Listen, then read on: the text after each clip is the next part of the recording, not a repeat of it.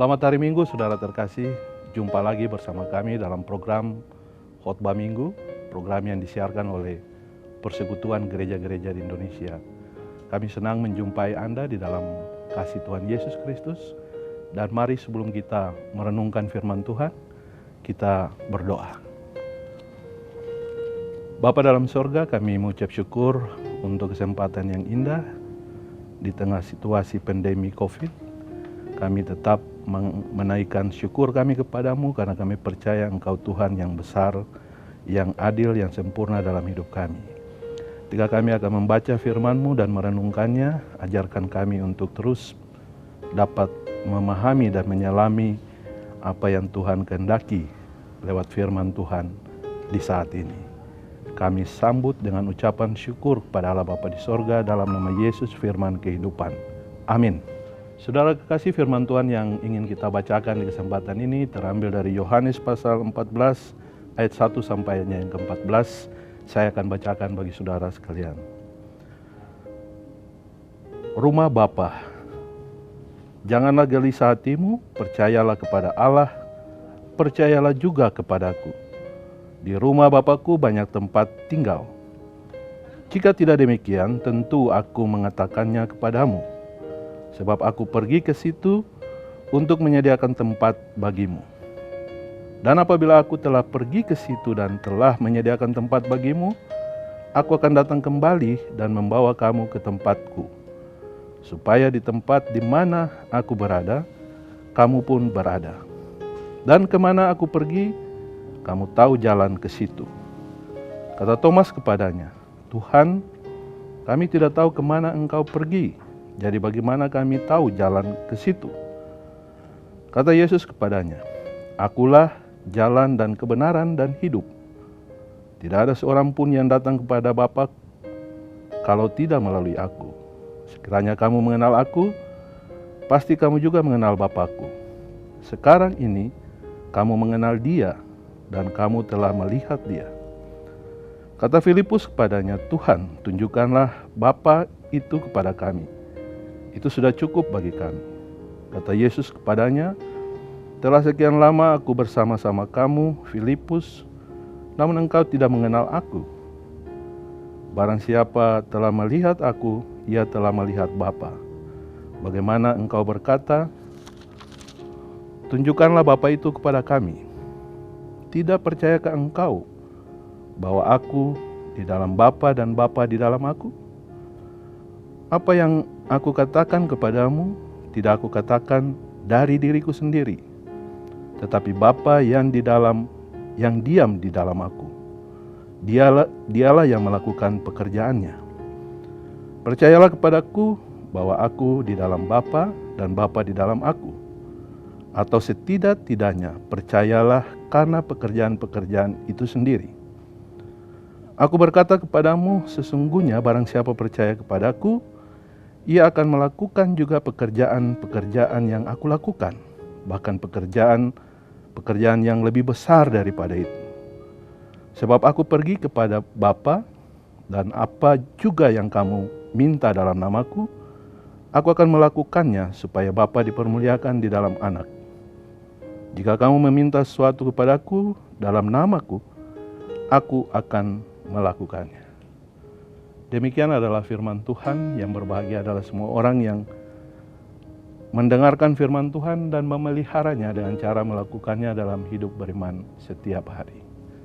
Salam sejahtera saudaraku.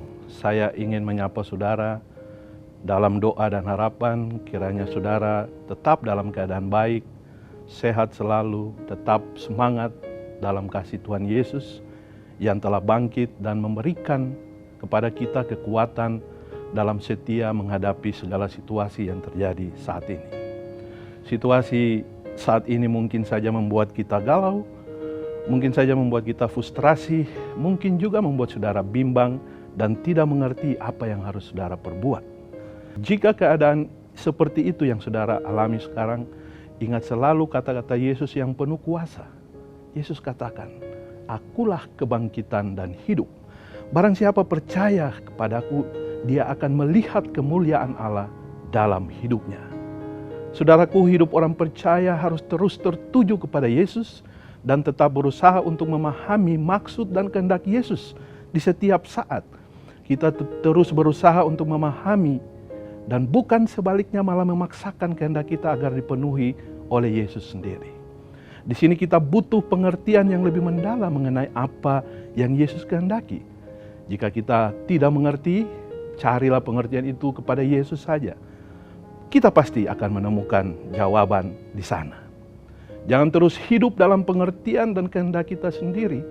Sebab jika itu terjadi, kita tidak akan menemukan jawaban apa-apa. Jawaban yang pasti. Dan tentunya kita akan semakin salah memahami agenda Tuhan dalam hidup kita. Saudaraku yang berbahagia dalam kasih Kristus, pengalaman para murid dalam kitab Injil Sinoptik yang kita baca tadi. Dalam bacaan kita Yohanes pasal 14 ayat 1 sampai 14 menunjukkan bahwa para murid yang setiap hari ada bersama-sama dengan Yesus, yang mengikuti pengajaran Yesus, melihat karya mujizat Yesus, yang membangkitkan orang mati, menenangkan angin ribut, menyuruh orang lumpuh berjalan, memberi makan 5.000 orang, dan masih banyak lagi. Itu pun tidak dapat menjamin bahwa mereka mengenal dan mengerti apa yang menjadi kehendak Allah secara baik. Alasannya sederhana saja, saudaraku, karena mereka memaksa cara berpikir mereka untuk menjadi cara berpikir Allah. Padahal yang mestinya terjadi adalah bagaimana saudara dan saya kita dapat menyelami kehendak Allah yang bebas dalam karyanya bagi manusia. Karena itu kita bisa mengerti sekarang ketika dalam satu dialog dengan Petrus, Tuhan Yesus sangat keras menegur Petrus dengan mengatakan, "Enyalah iblis, engkau satu batu sandungan bagiku." Bukan lagi Petrus yang adalah batu karang yang teguh, tapi sekarang Yesus berkata kepadanya, "Enyalah iblis, sebab engkau satu batu sandungan bagiku, sebab engkau tidak memikirkan apa yang dipikirkan oleh Allah, melainkan apa yang dipikirkan oleh manusia." Saudaraku, dalam pasal sebelumnya, pasal 13, Yesus dan Petrus melakukan sebuah dialog. Petrus bertanya kepada Yesus, "Tuhan, kemana engkau akan pergi?" Yesus katakan kepada Petrus, "Ke tempat aku pergi, engkau tidak dapat mengikutiku sekarang, tetapi kelak engkau akan mengikuti aku." Petrus masih terus mengotot dan bertanya kepada Yesus, "Tuhan, mengapa aku tidak dapat mengikutimu sekarang? Aku akan memberikan nyawaku bagimu." Lalu Yesus berkata kepada Petrus, "Saudara, engkau akan memberikan nyawamu bagiku?"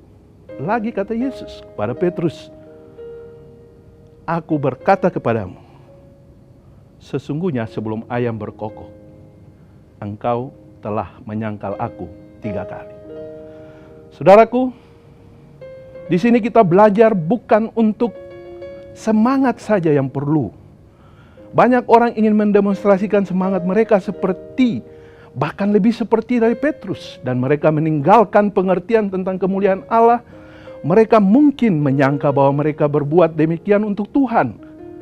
Saudaraku, pada titik ini, kita harus sangat berhati-hati karena kita bisa terjebak pada kemuliaan diri sendiri dan bukan pada mencari kemuliaan Allah. Saudaraku, carilah kemuliaan Allah, bukan kemuliaan diri sendiri.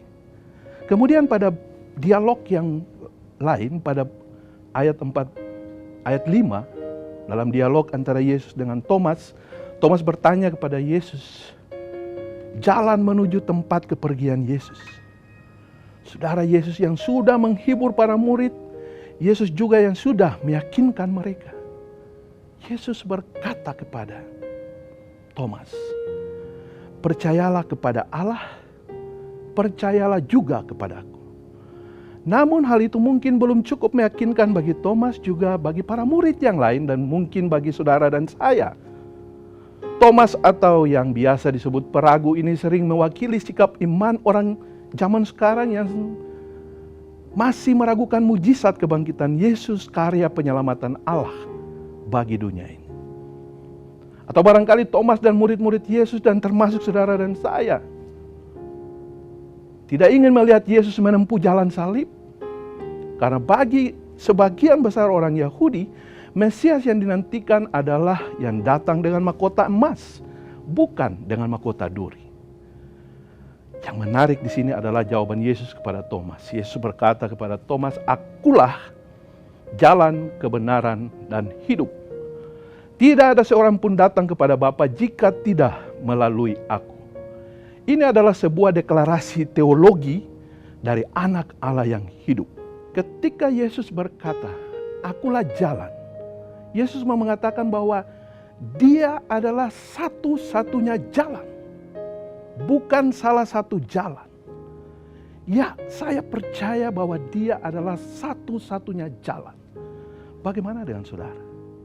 Kemudian Yesus mendeklarasikan bahwa dirinya adalah kebenaran. Ya, kebenaran satu-satunya dan bukan salah satu kebenaran.